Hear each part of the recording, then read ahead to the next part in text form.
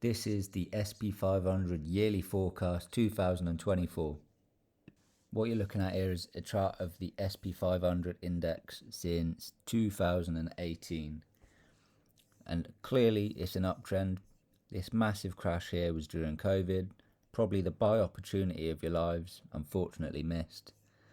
Another great buy opportunity here, as the Federal Reserve increased interest rates, that puts pressure on businesses.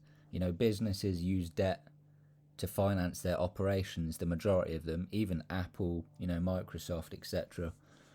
And that's, they have to pay interest on that. So it's not good for companies. Price falls. Now there's been the talk about the Federal Reserve pivoting next year. They're expecting sort of April time. Could be further than that. Could be closer if the economy shows great signs.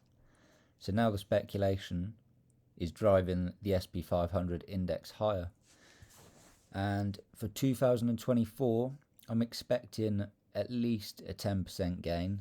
We're going to take out these all-time highs for sure. Could even be within the next 2 weeks. We'll have to see what news comes out to drive that. But the yearly average returns for the SP500 work out at just over 10%. So you can make a lot of money just by trading this. On screen now you can see the gains over the last decade. Even during the pandemic you can see the SP500 made a gain, but it actually made a loss in 2022. And now you can see a historical chart of the SP500. Every time there's a drop you can buy. It's probably the safest asset class you can trade. Now Jerome Powell, head of the Federal Reserve, is moving from an area from increase in interest rates in 2024 to decreasing them. This is expected to happen late spring, but it could fluctuate.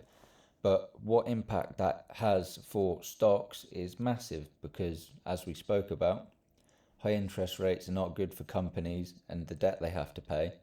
So as they now lower interest rates, you can expect stocks, and in particular the SP500, to take off. And that's part of the reason why over the last month or so, we've already started to see that take off. And what you've just seen on the screen is the economic cycle. You can be called the business cycle, the boom-bust cycle. We've just come through the trough, and over the next few years, you can expect, decent gains across the board in stocks.